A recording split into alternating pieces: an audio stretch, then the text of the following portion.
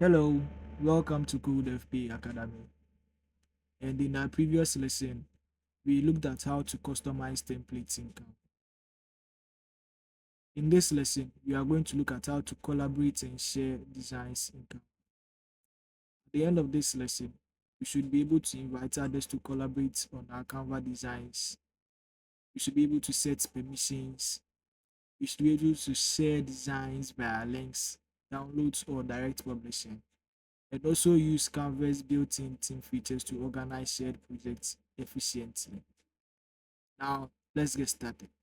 So, after working on your design, you can share it with other people for them to collaborate with you on it without necessarily having to download it first before you can share it with someone to have a look at it or to give you suggestions on how to improve on your design. So, you click on the share button on the far right, the far top right on your screen. And you can see we have various ways to share and publish our designs. So we'll be looking at them one after the other. So as you can see, we have save, we have social, we had links on top, we have messaging also over here. So we'll be looking at them one after the other. So you can see messaging, iMessage, all these options are available.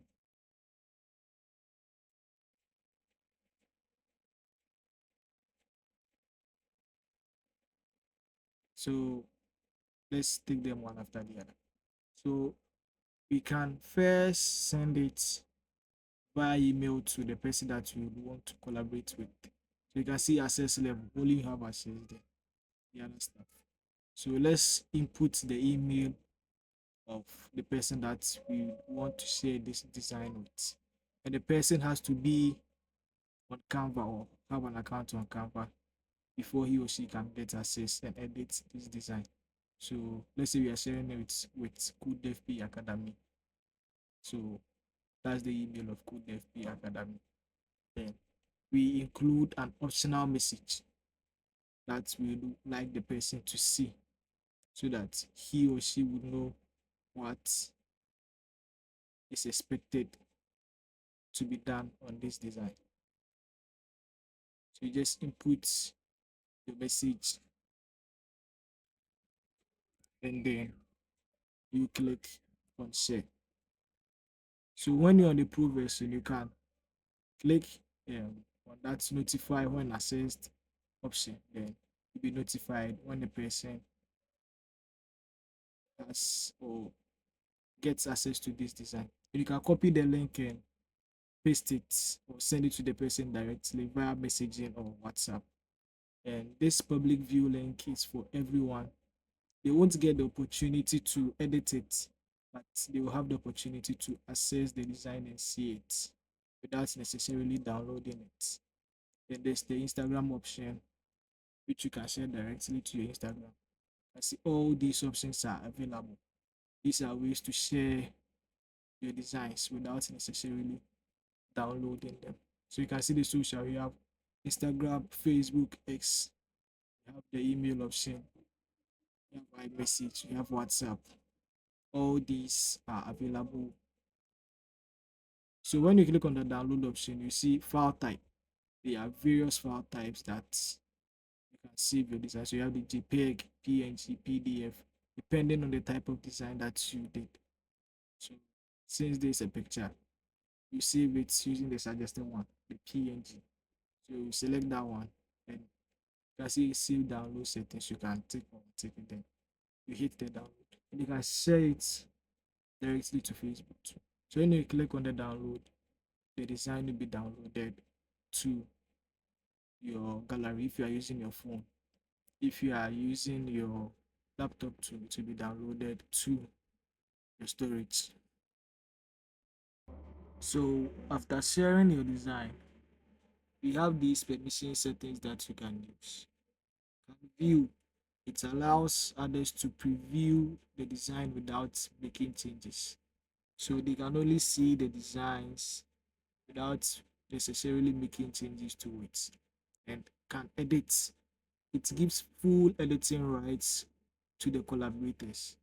So they can change the elements and edit it as we did by customizing that template. They can do all those stuff that we did on it. And they can also add comments for you to know if there's something that you need to work on.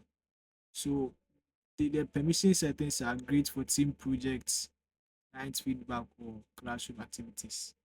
So I talked about the comments. So these are used to give feedbacks, the designs that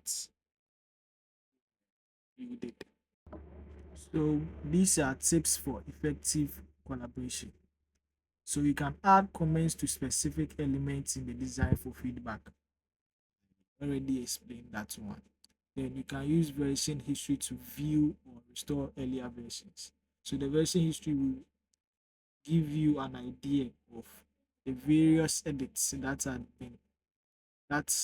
has been made on the design at specific times. So if someone has made an edit or worked on something that you do not like, you can use the version history to restore it to the previous one that you did. Then you can also keep team projects organized using naming conventions and folders. So in this lesson, we've looked at how to collaborate with other people in Canva and also how to share our designs in Canva. So continue practicing, and with time you become great at mastering Canva. Thank you, and see you in the next one.